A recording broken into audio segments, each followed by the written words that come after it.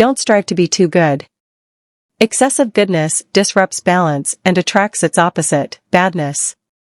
This isn't mere coincidence, it's a dynamic of the polar realm you've been drawn into, often leaving you drained, vulnerable, and marked as a target for exploitation. To be truly healthy, both in relationships and within yourself, you must embrace your humanity, not as a perfect being, but as someone who is whole, complex, and deserving of boundaries. For a relationship to be healthy, there must be another person who also embraces their humanity, someone balanced, self-aware, and capable of meeting you as an equal. This is not easy to find. The polar nature of the world often means that true health and authenticity may only be possible in solitude.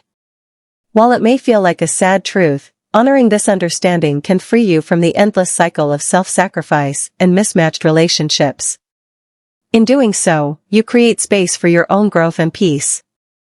Religious and social programming often glorify goodness as a virtue, but in reality, it's a tool of dehumanization. Just as badness strips people of their humanity by casting them too low, relentless goodness elevates them unnaturally, making them easier to burden and control. Both are distortions. Being too good usually means overextending yourself, neglecting your own needs, and putting others' comfort ahead of your own well-being. It's not kindness, it's a slow form of self-sacrifice. In a world structured around scapegoating rituals, those who practice self-sacrificial behaviors become easy prey.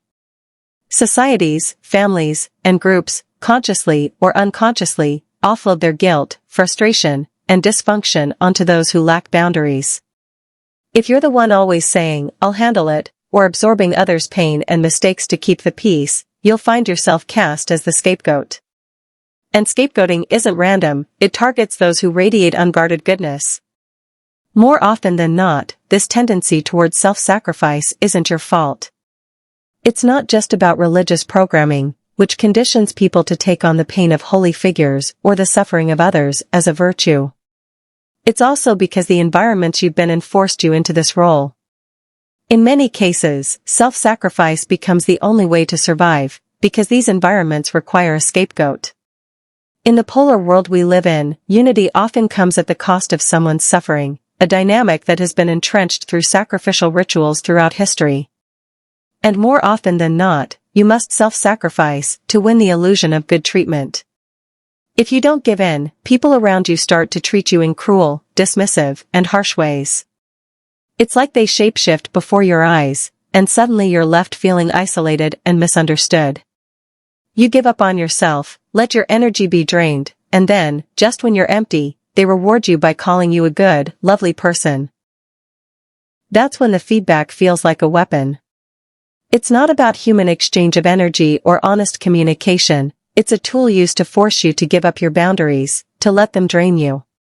Trying to set boundaries in places where scapegoating is essential to the system, and has become a norm, will only drain you further. You cannot change a reality that is deeply entrenched in dysfunction. It will only sap your creative energy, leaving you stuck in a cycle of depletion. These mechanisms are not random, they are born from centuries of religious and social engineering, designed to maintain a balance where some must sacrifice for the whole. The system exists for a reason, and the collective upholds it, often without even realizing it.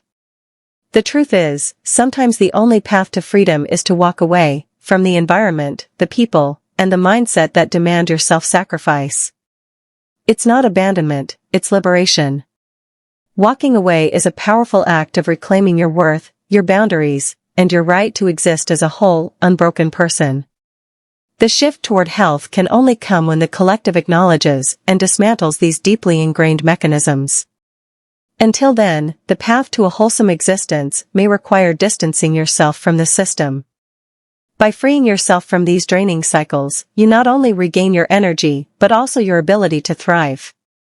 Most importantly, you reclaim the power to choose your own path in the world. Don't let the world dictate your value, your worth is yours to define. Isolation is transformative. When you allow yourself time alone, truly alone, you reconnect with yourself.